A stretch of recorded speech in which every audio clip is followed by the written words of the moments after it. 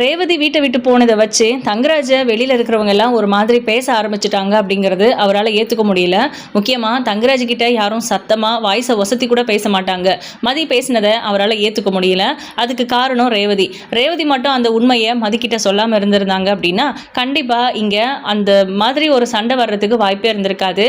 மதியம் அதிலிருந்து move on பண்ணி போய் வேறு வேலை தேடுறதுக்கு ஆரம்பிச்சிட்டாங்க. ஆனால் ஒரு ஆதங்கத்தில் நம்ம மதி அந்த விஷயத்தை நம்ம தங்கராஜ் கிட்ட டைரெக்டாக போய் கேட்டுட்டாங்க.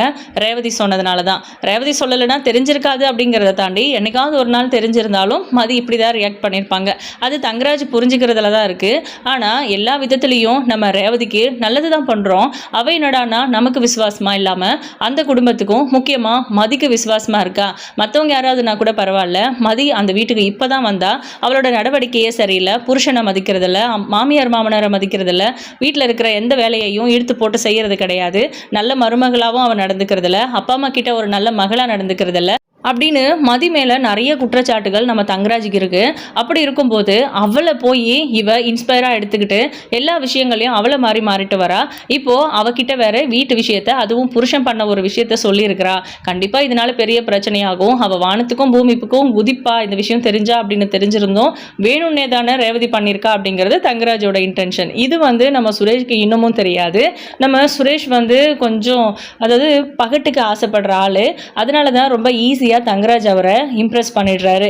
சுரேஷ்க்கு என்ன பிடிக்குமோ அதை பார்த்து பண்ணி காரியத்தை சாதிச்சுக்கிறது. ஒன்றுமே நடக்கலை, ஐஜி ஆஃபீஸ் போனேன், அதை பண்ண இதை பண்ணேன்னு சுரேஷ் மனசில் ஆசையை வளர்க்குறதுக்காகவும் தங்கராஜ் மேலே இருக்கிற கோபம் வெறுப்பு எல்லாம் சுரேஷ் மனசுல இருந்து போகணும் அப்படிங்கிறதுக்காகவும் ஒரு ஆசை வார்த்தை பேசினாரு. ஃபர்ஸ்ட் மட்டனு அது இதுன்னு நான்வெஜ் ஃபுட்டு அவருக்கு ரொம்ப பிடிக்குங்கிறதுனால அதை பற்றி பேசி ஹோட்டலுக்கு கூப்பிட்டு போய் முடிச்சிடலாம், சுரேஷை கன்வெர்ட் பண்ணிடலாம் அப்படின்னு நினச்சாரு. ஆனால் சுரேஷ் வேண்டாம் நான் சாப்பிட்டுட்டேன் அப்படிங்கிற ஒரு மைண்டுக்கு வந்துட்டாரு. இன்னொரு நாள் போகலான்னு சொல்லிட்டாரு.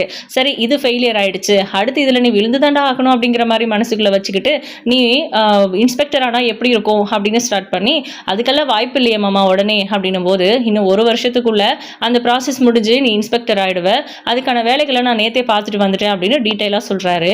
இது எல்லாமே போய் தான். ஆக்சுவலாக ஐஜி ஆஃபீஸ்க்கு போனேன், அதை பண்ணேன் இதை பண்ண அவங்க கிட்ட பேசினேன்னு இவரோட வேலைக்காகவே அங்கே போயிட்டு உயிரை கொடுத்து உழைச்சி வந்த மாதிரி பேசிட்டு இருக்காரு. அதையும் சுரேஷ் கண்மூடித்தனமாக நம்பிக்கிட்டு இப்போ சமாதானம் ஆயிட்டாரு.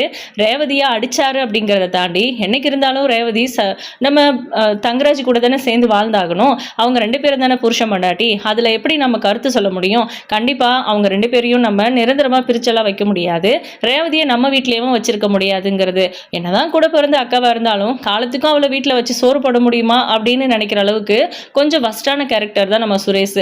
ஆனால் அக்கா அங்கே சந்தோஷமா இல்லை. அக்காவுக்கு அந்த குடும்பத்தில் எந்த மாதிரியான கஷ்டங்கள்லாம் இருக்குது, காசு பணம் இருந்தால் மட்டும் அக்கா சந்தோஷமாக இருந்துட முடியுமா அப்படின்லாம் நம்ம சுரேஷ் யோசிக்கிற ஆளே கிடையாது. பட் பாக்கியராஜ் யோசிக்கிறாரு. அதனால தான் ரேவதிக்கு சப்போர்ட் பண்ணுறாரு.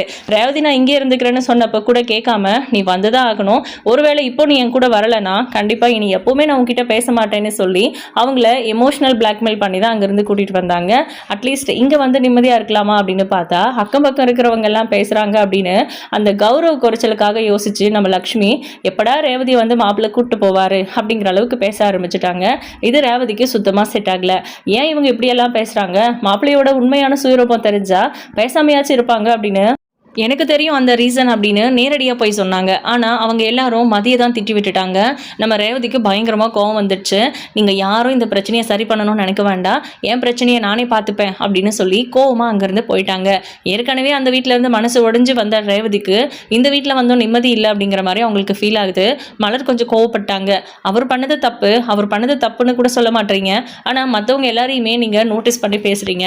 எப்படி ஒரு பிரச்சனை அப்படின்னா முதல்ல அதை கோத்ரூ பண்ணணும்ல, எல்லாத்தையுமே ஒருத்தர் மேலேயே பழி போடுறது எந்த விதத்தில் நியாயம் அப்படின்னு எல்லா விதத்துலையுமே மலர் ஞாபகப்படுத்துகிறாங்க, அவங்களுக்கு சொல்லி காட்டுறாங்க. பட் அவங்க எப்போவுமே ஒன் பாயிண்டட் தான். எல்லா இடத்துலையுமே ஒரு பக்கமாக யோசிச்சு அது மட்டும்தான் அவங்க கோத்ரூ பண்ணுவாங்க. எல்லா இடத்துலையுமே அப்படி தான் பண்ணிகிட்ருக்காங்க.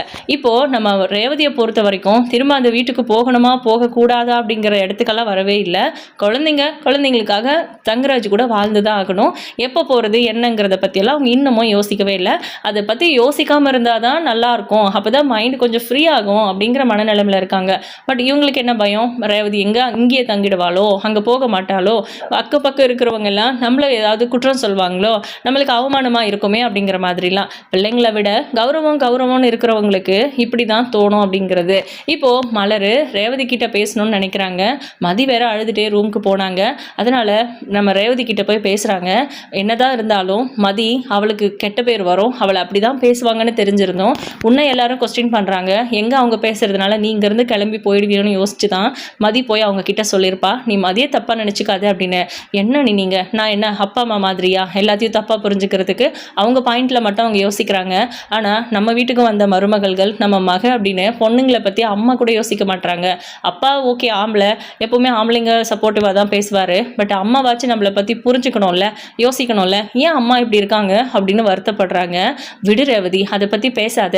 நீ அங்கே பேசிட்டு வந்தது என்ன, அங்கே தான் நிம்மதி இல்லாமல் வந்தேன், இங்கேயாச்சும் நிம்மதியாக இருக்க வேண்டாமா அப்படின்னு. பரவாயில்ல விடு, நீ அதை பற்றியெல்லாம் யோசித்து வருத்தப்பட்டு இருக்க வேண்டாம். முதல்ல அந்த விஷயத்துலேருந்து வெளியே வா. பிள்ளைங்களுக்காக போகணுமா, அவருக்காக போகணுமா, உனக்காக போகணுமா, இது எல்லாத்தையும் யோசி. நான் இன்னொன்று சொல்வேன், மதி சொன்னால இப்போ நினச்சா கூட நீங்கள் வேலைக்கு போக முடியும்னு. ஏன் கதையை விடு, பட் நீ நினச்சா வேலைக்கு போக முடியும்ல. நீ ரூல்ஸ் போடு, அதாவது ஒரு ஸ்ட்ரிக்டாக ஒரு விஷயத்த சொல்லு. அந்த வீட்டுக்கு எனக்கு வரணும்னு தோணலை, ஒருவேளை நான் அங்கே வரணும்னு நீங்கள் நினச்சிங்கன்னா உங்ககிட்ட தான் காசு பணம் எல்லாமே இருக்குல்ல, ஃபினான்ஷியலாக எந்த பிரச்சனையும் கிடையாதுல்ல, அப்புறம் என்ன, வீட்டுக்கு 2 சர்வெண்ட் வச்சுக்கோங்க, அவங்க வீட்டு வேலையெல்லாம் பார்த்துக்கிட்டோம். ஒரு மெய்டு வச்சா சாப்பாடு செய்கிறதுக்கு இதுக்கெல்லாம் பார்த்துப்பாங்க. பிள்ளைங்களை வளர்ந்துட்டாங்கங்கிறதுனால நான் ஸ்கூலில் ட்ராப் பண்ணிவிட்டு பிள்ளைங்களை கேர் பண்ணிக்கிட்டு நான் ஒரு ஜாப் பண்ணுறேன் அப்படின்னு கேளு. அவங்க ஒத்துப்பாங்க. அப்படி ஒத்துக்கலைன்னா ஒத்துக்க வைக்கலாம், நம்ம பேசலாம். ஏன் நம்மளால ஒரு விஷயத்துக்கு பிடிக்க முடியாதா? அவங்க மட்டும்தான் அவங்க விஷயத்தில் கரெக்டாக இருப்பாங்களா அப்படின்னு மலர் சொல்கிறாங்க. இது நல்லா இருக்கியா நீ அப்படின்னு. ஒருவேளை அவங்க முடியாதுன்னு சொல்லிட்டாங்கன்னா அப்படின்னு. அப்போ நானும் சொல்கிறேன், வீட்டோட வேலையெல்லாம் முடிக்கிறது தானே உங்கள் பிரச்சனை. எல்லாத்தையும் ரெடி பண்ணி வச்சுட்டு வேலைக்கு போயிட்டு வந்து நைட்டு நான் மறுபடியும் சமைக்கிற வேலை, கிச்சன் வேலையெல்லாம் பார்த்துக்கிறேன். சண்டேலையோ இல்லை எனக்கு ஆஃப் இருக்கோ அன்றைக்கி நான் வீட்டு வேலையெல்லாம் எக்ஸ்ட்ரா இருக்கிற ஒர்க் பார்த்துக்கிறேன். அதுக்கும் உங்களுக்கு சம்மதம் இல்லைன்னா நான் ஒரு மெய்டு வச்சு அவங்களுக்கு நானே சேலரி கொடுத்து கூட நான் வந்து என் வேலையெல்லாம் கரெக்ட் பண்ணிக்கிறேன், உங்களுக்கு எந்த ஒரு சிரமமும் இருக்காது. ஸோ நானும் வேலைக்கு போகிறேன்னு பேசுகிறேன். யார் என்ன வேணா இருக்கட்டும், இவங்க இவ்வளவு நாள் இருந்ததே பெட்டர் அப்படின்னு அவங்க ஒன்று விடணும். அப்படி இல்லாட்டினா நம்மளை வேலைக்கு போகிறதுக்கு ஒத்துக்கணும். அது என் விஷயத்தில். பட் உன் விஷயத்தில் நீ வேலைக்கு போகிறதுக்கு பெர்மிஷன் வாங்கு. இதுதான் சரியான சந்தர்ப்பம். கண்டிப்பாக தங்கராஜனை வந்து பேசினதுலேயே தெரிஞ்சிச்சு, நீங்கள் என்னை அடிக்க மாட்டேன் திட்ட மாட்டேன்னு சொல்கிறீங்க. அந்த ஹோப் எனக்கு வரணும் அப்படின்னா என்ன நீங்கள் முதல்ல வேலைக்கு அனுப்புறதுக்கு சம்மதிங்க அப்படின்னு பேசு. அதுக்கப்புறமா நீ ஜாப் ட்ரை பண்ணு. மதி இருக்கால, இதுக்கு முன்னாடியாச்சும் நமக்கு யாரும் சப்போர்ட் இல்லை. ஏன் ஒன்னெல்லாம் நினச்சா உனக்கு ஜாப் வாங்கி தர முடியும். கண்டிப்பாக நீ மட்டும் அதில் கன்ஃபார்மாக இருக்க, ஸ்ட்ராங்காக இருக்கே அப்படின்னா கண்டிப்பாக உனக்கு வேலை கிடைக்கும். நீ இந்த வாய்ப்பை யூஸ் பண்ணி வேலை வாங்கிடு அப்படின்றாங்க மலர். ரேவதி ஒரு செகண்ட் யோசிச்சுட்டு, ஆமா நீங்கள் சொல்கிறது சரிதான், இந்த வாய்ப்பை யூஸ் பண்ணி எப்படியாவது நான் அவர்கிட்ட வேலைக்கு போகிறதுக்கு பெர்மிஷன் வாங்குறேன் அப்படின்னு சொல்கிறாங்க. சூப்பர் ரேவதி, இப்படி தான் இருக்கணும், நீ இப்படி யோசிக்கிறது எனக்கு ரொம்ப பிடிச்சிருக்கு அப்படின்லாம் சொல்லிட்டு இருக்காங்க. ஆனால் நீ நம்ம வீட்டில் இருக்கிறவங்களே அதுக்கு சப்போர்ட் பண்ண மாட்டாங்களே அப்படின்றாங்க. நான் தான் சொன்னேன்ல, உன் அண்ணன் கிட்ட பேசு, ரேவதி அங்கே வரணும்னா அவள் வேலைக்கு போகிறதுக்கு நீங்கள் சம்மதிக்கணும்னு உங்கள் அண்ணனை வச்சே பேச வைக்கலாம். அவரெல்லாம் பேசுவார் உனக்கு ஒன்றுன்னா, எனக்காக மட்டும்தான் பேச மாட்டார் அப்படின்னு ஒரு மாதிரி டல் ஆகுறாங்க. ஏன் நீ அப்படி பேசுகிறீங்க? உங்களுக்காகவும் அண்ணன் பேசுவார், ஆனால் இந்த வீட்டில் இருக்கிறவங்கள விட என் புருஷன் ரொம்ப மோசம், அதனால தான் அண்ணன் கோவப்படுது அப்படின்றாங்க. என்னமோ அண்ணனை விட்டு கொடுக்கவா போகிற அப்படின்னு சொல்லிட்டு இவங்க 2 பேரும் மதியோட ரூமுக்கு போகிறாங்க. மதி ரொம்ப சோகமாக உட்காந்துட்டு இருக்காங்க. என்னாச்சு அப்படின்னு அவங்க கிட்ட போய் பேசலான்னு ட்ரை பண்ணால் அவங்க அழ ஆரம்பிச்சிடுறாங்க. ஐயோ மதி அழாத அப்படின்னு மலர் போய் கதவை லாக் பண்ணிட்டு வந்து, என்னாச்சு ஏன் அழுகுற அப்படின்னு கேட்குறாங்க. ஒன்றும் இல்லை, நான் எப்படி இருந்தேன், ஆனால் இந்த வீட்டுக்கு வந்ததுக்கப்புறம் நான் டோட்டலாக வேறு மாதிரி இருக்கேன், என்னால் என்னை அக்செப்ட் பண்ணிக்கவே முடியல, முதல்ல இது என்னோட கேரக்டரே கிடையாது அப்படின்றாங்க. நீயா தான் இருக்கே மதி அப்படின்றாங்க ரேவதி. இல்லை நானா இல்லை, சில விஷயங்கள் எல்லாம் எப்போ நான் மேக்ஸிமம் அட்ஜஸ்ட் பண்ண மாட்டேன், அட்ஜஸ்ட் பண்ண வேண்டிய சுச்சுவேஷன் வந்து ரொம்ப ரொம்ப கம்பல்சரிங்கிற இடத்துல மட்டும்தான் நான் அட்ஜஸ்ட் பண்ணுவேன். பட் இங்கே எல்லாத்தையுமே கம்பல்சரி பண்ணிட்டாங்க, எல்லாத்தையுமே அட்ஜஸ்ட் பண்ணுறது கற்றுக் கொடுக்குறாங்க, எனக்கு சுத்தமாக செட் ஆகலை அப்படின்றாங்க. சரி மாறிக்கலாம், ஒன்றும் பிரச்சனையும் இல்லை, நீயாவே இருக்கணும் அப்படின்னா முதல்ல என் புருஷன் பேசணும், நான் என் புருஷனை இன்னைக்கு பேச வைக்கிறேன் அப்படின்றாங்க. என்ன பேச போகிறீங்க அப்படின்னு மதி கேட்குறாங்க. நான் ஒரு பிளான் பண்ணியிருக்கேன், அதை நான் ரேவதி கிட்ட சொன்னேன், அவளுக்கும் ஓகே தான், நீ மட்டும் இது கரெக்டாக இல்லையான்னு மட்டும் சொல்லுன்னு. என்ன நீங்கள் இந்த வீட்டில் இருக்கிறவங்கள பற்றியெல்லாம் என்னை விட உங்களுக்கு தான் அதிகமாக தெரியும். இதில் நீங்கள் தான் கரெக்டாக டெசிஷன் எடுத்திருப்பீங்க. ஒரு விஷயம் யோசிக்கிறீங்கன்னா கண்டிப்பாக அதுக்கான ரீசன் வேல்யூபிளாக தான் இருக்கும். அதை விட்டுட்டு என்கிட்ட எதுக்கு வந்து ஒப்பீனியன் கேட்டுக்கிட்டு நீங்கள் என்ன நினைக்கிறீங்களோ அதை பண்ணுங்க அப்படின்னு நம்ம மதி சொல்கிறாங்க. இல்லை மதி, என்ன இருந்தாலும் இந்த விஷயத்தில் அடுத்தவங்களோட சைக்காலஜியை நீ நல்லா புரிஞ்சு வச்சுருக்க, அதுக்காக தான் கேட்குறேன் அப்படின்னு. சரி ஓகே சொல்லுங்க அப்படின்னதுக்கப்புறம், இல்லை ரேவதியோட புருஷன் வந்து கண்டிப்பாக ரேவதி வீட்டுக்கு கூப்பிடுவார், அவர் அப்படியெல்லாம் விட்டுட்டு இருக்கிற ஆள் இல்லைன்னு அவ்வளோ பாசமா வைஃப் மேலே அப்படின்னு மதி கேட்குறாங்க. மரியாதைக்காக மட்டும்தான், கௌரவத்துக்காக மட்டும்தான். தங்கராஜ் பொண்டாட்டி தங்கராஜ் கூட சண்டை போட்டுட்டு வீட்டை விட்டு போயிட்டா அப்படின்னா தங்கராஜுக்கு பொண்டாட்டி அடக்க தெரியலன்னு பேசுவாங்க. அது அவருக்கு அவமானம். அந்த மாதிரி நிறைய விஷயங்கள் இருக்கு. அவருக்கு குழந்தைங்கன்னா உயிர். குழந்தைங்களுக்கு என்ன வேணுமோ அதை அவர் பண்ணி தான் ஆகணும். அதுக்காக தான் குழந்தைங்க பெருசானதுக்கு அப்புறம் என் அம்மா கிட்ட இப்படி பேசாதீங்கன்னு அவங்க பேசிப்பாங்க. அது ஒரு பாயிண்ட்ல சரியாகும். பட் ஏன் அவ்வளோ நாள் வெயிட் பண்ணணும்? நம்மளால பார்த்துக்க முடியாதா? ரேவதிக்கு இது ஒரு கோல்டன் சாய்ஸ். இதை வந்து அவன் மிஸ் பண்ணிடவே கூடாது அப்படின்றாங்க. அதான் என்ன பண்ண போறீங்க அப்படின்னு மதி கேட்குறாங்க. இல்லை அவர் வரட்டும், வீட்டுக்கு கூப்பிடுவாருல்ல எப்படியும். அப்போ என்ன வேலைக்கு போகிறதுக்கு நீங்கள் சம்மதிச்சிங்கன்னா நான் வீட்டுக்கு வரேன், இல்லாட்டினா நான் இங்கேயே இருந்துக்கிறேன், இல்லாட்டினா எங்கள் வீட்டில் ஒத்துக்கலனாலும் என் பிள்ளைங்களை 2 பேரையும் பார்த்துக்கிட்டு நான் தனியாக இருந்துக்கிறேன், எனக்கு டிவோர்ஸ் கொடுத்துருங்கன்னு கேட்க சொல்லலாம் அப்படின்னு.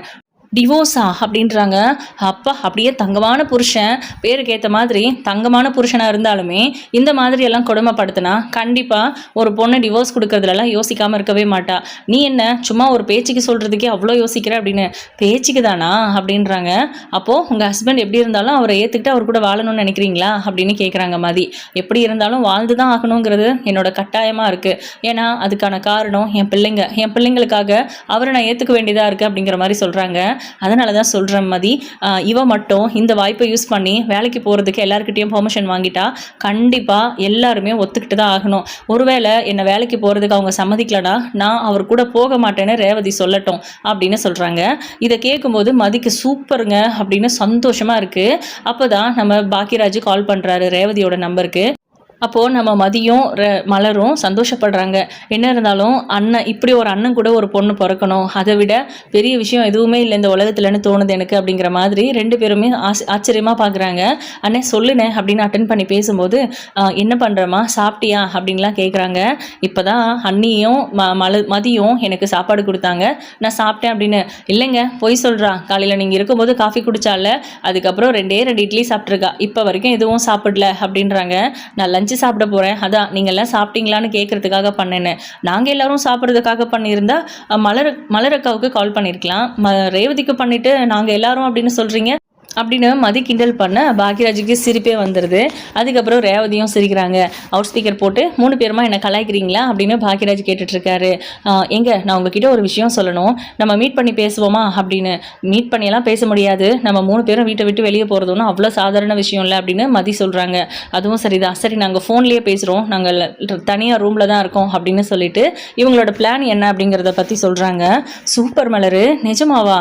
இப்படியெல்லாம் பேசினா கண்டிப்பாக நம்ம அப்பா அம்மாவே கூட ஒத்துக்குவாங்க இல்லையே அப்படின்றாங்க. அதுதாங்க நானும் சொல்கிறேன், எனக்கு அப்படி தோணுச்சு, அதான் சொன்னேன். இப்போது வீட்டை விட்டு எப்படியும் அனுப்பிடுவாங்க, மாப்பிள்ளை வீட்டில் தான் இருக்கணும் அப்படின்னு எப்படியாவது கன்வின்ஸ் பண்ணுவாங்க. அதையும் மீறி போனால் அவங்க காலில் விடுறது கூட தயங்க மாட்டாங்க. தங்கராஜ் அண்ணன் நேத்தே மாமா காலில் விழுந்து மன்னிப்பு கேட்டு போயிட்டாரு. அந்த அளவுக்கு இறங்கி வரக்கூடியவங்க இந்த விஷயத்துக்கு அவங்க ஒத்துக்குவாங்கன்னு தான் எனக்கு தோணுது. ரேவதி மட்டும் கொஞ்சம் ஸ்ட்ராங்காக இருந்துட்டா கண்டிப்பாக அவள் வேலைக்கு போகிறதுக்கு எல்லாருக்கிட்டையும் பெர்மிஷன் கிடைச்சிரும். அவள் ஆசைப்பட்ட மாதிரி வேலைக்கு போகட்டுமே, அவள் லைஃப்பில் அவள் ஆசைப்பட்ட மாதிரி எதுவுமே நடக்கல, இதுவாச்சும் நடக்கட்டுமேன்னு நினச்சேன் அப்படின்னு சொல்கிறாங்க. அதுவும் சரிதான். சரி ஓகே, இன்னைக்கு நான் ஈவினிங் வரேன், அவரை வர சொல்லலாமா இல்லை அவரே வருவாரான்னு? அண்ணே அதெல்லாம் ஒன்றும் வேண்டாம், அவரே வருவார் கண்டிப்பாக. இன்னைக்கு சுரேஷை போய் பார்த்துருப்பாரு, சுரேஷும் என்கிட்ட வந்து இதை பற்றி பேசுவான். அப்போது அங்கேயே நான் ஸ்டார்ட் பண்ணிடுறேன். அதுக்கப்புறம் எல்லாருக்குமே கொஞ்சம் ஆச்சரியமாகவும் பதற்றமாகவும் இருக்கும். ஆரம்பத்தில் இதுக்கெல்லாம் வாய்ப்பே இல்லைங்கிற மாதிரி தான் பேசுவாங்க. அண்ணி சொன்ன மாதிரி நான் பிடிவாதமாகவும் ரொம்ப கான்ஃபிடென்ட்டாகவும் இருந்துட்டேன்னா கண்டிப்பாக எனக்கு ஜாப் கிடைக்கும், இல்லாட்டினா நான் இப்போ அவர் கூட கிளம்பி போயிட்டு அதுக்கப்புறம் ஜாப் தேடிட்டு நான் ஆர்கியூ பண்ணவா அப்படின்னு கேட்குறாங்க. ரேவதி அந்த மாதிரி மட்டும் பண்ணிடக்கூடாது, அப்படியெல்லாம் நீ பண்ணனா இன்னொரு நாளைக்கு இந்த மாதிரி ஒரு பிரச்சனை வராமல் தான் அவங்க பார்த்துக்க ட்ரை பண்ணுவாங்க. ப்ளஸ் எதுக்கு இப்போ அதெல்லாம் அப்படின்னு உன்னோட வாயை மூட தான் பார்ப்பாங்க. நீ இப்போவே பேசி கண்டிஷனோட இங்கேருந்து போ. அதுக்கப்புறம் அவங்க வேலைக்கு அனுப்ப முடியாதுன்னு சொன்னால் நான் என் அம்மா வீட்டுக்கு கிளம்பி போயிடுவேன் அப்படின்னு ஸ்ட்ரிக்டாக சொல்லு அப்படின்றாங்க. சரி இப்படியெல்லாம் சொன்னால் கண்டிப்பாக ஒத்துக்குவார் அப்படின்னு நம்ம ரேவதி வந்து ரொம்ப ஸ்ட்ராங்காக இருக்காங்க. இப்போது ஃபோனை வச்சதுக்கப்புறம் லஞ்சு சாப்பிட்றதுக்காக 3 பேரும் போனால் நம்ம லக்ஷ்மியும் ராகவனும் எங்கே போய் தொலைஞ்சிங்க அப்படின்னு கோவமாக கேட்குறாரு. என்னாச்சு மாமா அப்படின்னு மலர் பதற்றத்தோடு கேட்க, இந்த நேரத்துக்கு பசிக்கும் சாப்பிடுவாங்கன்னு தெரியாதா, மாத்திரை போட்டு எவ்வளோ நேரம் வெயிட் பண்ணுறது, எங்கே போனீங்க 3 பேரும்னு, இங்கே தான் ரூமில் மதி ரொம்ப சோகமாக இருந்தா அவகிட்ட பேசுறதுக்காக அப்படின்றாங்க. எல்லாரோட வாழ்க்கையிலையும் பிரச்சனையை உருவாக்கிக்கிட்டு அவளுக்கு என்ன சோகம் அப்படின்னு கோவமாக கேட்குறாங்க லக்ஷ்மி. அதெல்லாம் பெருசாக எடுத்துக்கிறதே இல்லை மதி. இப்போ ரேவதிக்காக ஒரு விஷயம் இவங்க யோசிச்சிருக்காங்களா, அதை வந்து பர்ஃபெக்டாக முடிக்கணும், அதுதான் முக்கியமான விஷயம். இவங்க 3 பேரும் கூடி பேசியிருக்காங்கன்னா சரியில்லையே அப்படிங்கிற மாதிரி நம்ம லக்ஷ்மியுமே யோசிச்சுட்டு இருக்காங்க. பட் ராகவன் வந்து இன்னும் அதெல்லாம் அந்த பாயிண்ட்டுக்கெல்லாம் இன்னும் வரல. இப்போ சாப்பாடெல்லாம் எடுத்து வைக்கிறாங்க. சாப்பிட்டுட்டு இருக்கும்போது நம்ம ரேவதி இருந்துட்டு, மா நான் என் புருஷன் வீட்டுக்கு போகிறதா இல்லை, இனிமேல் இங்கே தான் இருக்க போகிறேன் அப்படின்றாங்க. இவன் என்ன இப்படி பேசுகிறா அப்படின்னு மலர் பார்க்குறாங்க. நான் பார்த்துக்கிறேன் அப்படின்னு ரேவதி சைகை பண்ணிடுறாங்க. சரி ஓகே, அப்போ சரி ஃபார்முக்கு வந்துட்டா ரேவதி அப்படின்னு சந்தோஷமாக இருக்காங்க அவங்க 2 பேரும். இப்போ ரேவதி கேட்குறாங்க, ஏன் போக மாட்டேன்னு சொல்கிற, பிள்ளைங்க அப்படின்னு. ஏன் எனக்கு என் பிள்ளைங்க மேலே இருக்கிற அக்கறை அவருக்கு அவங்க பிள்ளைங்க மேலே இருக்காதா அப்படின்னு சொல்கிறாங்க. இப்போ என்ன சொல்ல வர நீ, பிள்ளைங்களுக்கு அம்மா அப்பா 2 பேரும் வேணும்ல அப்படின்னு கேட்குறாங்க. அப்போது இவங்க பேசிகிட்டு இருக்கும்போது சுரேஷ் சாப்பிட வராரு. அவர் சும்மா அந்த சுச்சுவேஷனை ரொம்ப பேடாக இருக்குல்ல, அதனால கொஞ்சம் லூஸ் பண்ணலாம், நார்மல் ஆக்கலாம் அப்படின்னு யோசிச்சு ஹேண்ட் வாஷ் பண்ணிட்டு வந்து ரேவதி பக்கத்தில் உட்காந்து, என்னக்கா உன் அளவுக்கு யாரும் இங்கே சமைக்கல போல இருக்கு, அண்ணி நல்லா சமைப்பாங்க, நீயும் அண்ணியும் நல்லாவே சமைக்கிறீங்கல்ல அப்படிங்கிற மாதிரிலாம் பேச்சு மாற்றுறதுக்கு ட்ரை பண்ணிட்டு இருக்காரு. டேய் இங்கே நாங்கள் என்ன பேசிட்டு இருந்தோன்னே தெரியாது, என்ன ட்ரை பண்ணுற நீ அப்படின்னு ரேவதி கேட்குறாங்க. ஸ்மார்ட்டுக்கா, அப்படியே ஈஸியாக கண்டுபிடிச்சிட்ட பாரு, மாமா என்னை வந்து பார்த்து பேசினாருக்கா, எனக்கு ரொம்ப கஷ்டமாக இருந்துச்சு, அவர் நம்ம குடும்பத்துக்காக நிறைய விஷயம் பண்ணியிருக்காருக்கா, பாரு இப்போ கூட எனக்கு இன்ஸ்பெக்டர் ஜாபுக்கு பேசியிருக்காராமா, 1 இயருக்குள்ளே நான் இன்ஸ்பெக்டர் ஆயிடுவேன்னு சொன்னார். இதெல்லாம் என்ன சாதாரண விஷயமா, நமக்காக பார்த்து பண்ணுற மனுஷன் ஒரு கோவத்தில் ஒரு வார்த்தை பேசிட்டாரு, கை நீட்டிட்டாருங்கிறதுக்காக அவரை ஒரேடியாக கெட்டவர்னு ஆக்கிடுறதா? அஃப்கோர்ஸ் உன்னை அடித்தது தப்பு தான், அவர் உன்னை அடித்தாருன்னு தெரிஞ்சப்போ எனக்குமே கோவமாக வந்துச்சு, ஆனால் அதுக்கப்புறம் மாமா அவ்வளோ மோசமானவர் கிடையாது அப்படின்னு நானே சமாதானப்படுத்திக்கிட்டேன். இப்போ நான் ஏதாவது ஒரு வார்த்தை விட்டுருந்தேன்னா மறுபடியும் அப்படியே அந்த வீட்டில் தான் நீ போய் வாழ போகிற, உன் பிள்ளைங்களுக்காகவாவது நீ யோசிச்சு தான் ஆகணும். அப்படி இருக்கும்போது நான் எப்படிக்கா திரும்ப அவர்கிட்ட பேசுறது, எனக்காக அவர் நிறைய பண்ணியிருக்காருக்கா, அதனால தான் இப்போ கூட நீ யோசிக்கா, இன்றைக்கே மாமா வர சொல்லி கூட்டு போக சொல்லட்டுமா அப்படின்றாங்க. சரிடா உன் விருப்பம், ஆனால் எனக்கு ஒரு கண்டிஷன் இருக்குது அப்படின்றாங்க. என்ன கண்டிஷன் அப்படின்னு கேட்குறாங்க. அதெல்லாம் நான் அவர் வந்ததுக்கப்புறம் சொல்கிறேன் அப்படின்னு சொல்லிடுறாங்க. என்னடி அது, இப்போ தான் போக மாட்டேன்னு சொன்னேன் அப்படின்னு. சுரேஷ் இவ்வளோ தூரம் பேசுகிறான், அண்ணன் சொன்னதை மட்டும் கேட்டால் போதுமா, தம்பி சொன்னதையும் கேட்கணும்ல, சரிம்மா நான் அவருக்கு ஒரு வாய்ப்பு கொடுக்குறேன் அப்படின்னு ரேவதி ரொம்ப கான்ஃபிடென்ட்டாக பேசிட்டு எந்திரிச்சு உள்ளே போயிடுறாங்க சாப்பிட்டு முடிச்சுட்டு. இப்போ பார்த்தீங்கன்னா சுரேஷ் ரொம்ப சந்தோஷமாக தங்கராஜுக்கு கால் பண்ணி விஷயத்த சொல்கிறாங்க. அப்படி வாடி வலிக்கு அப்படின்னு உள்ளுக்குள்ளே பயங்கரமாக வந்து வில்லத்தனமாக இருக்காரு நம்ம தங்கராஜ். பட் ரேவதி இங்கே என்ன இன்டென்ஷனில் இருக்காங்கன்றது அவங்களுக்கு தெரியல. ஈவினிங் ஒரு 6 மணிக்கு அந்த மாதிரி, அதாவது அப்போவே கூட வந்திருக்கலாம், பட் தங்கராஜ் பாக்கியராஜ் இருக்கும்போது தான் வந்து ரேவதியை கூப்பிட்டு போகணும்னு நினைக்கிறாரு. ரேவதி வரவே மாட்டா அப்படின்னு சொன்னால, அவன் முன்னாடியே என் பொண்டாட்டியை கூட்டிகிட்டு வரேன் அப்படின்னு அந்த வீம்புக்காக அவர் அங்கே வந்தார். அவர் வந்தப்போ இவங்க எல்லாருமே ஆஸ் யூஷுவல் நார்மலாக இருக்காங்க.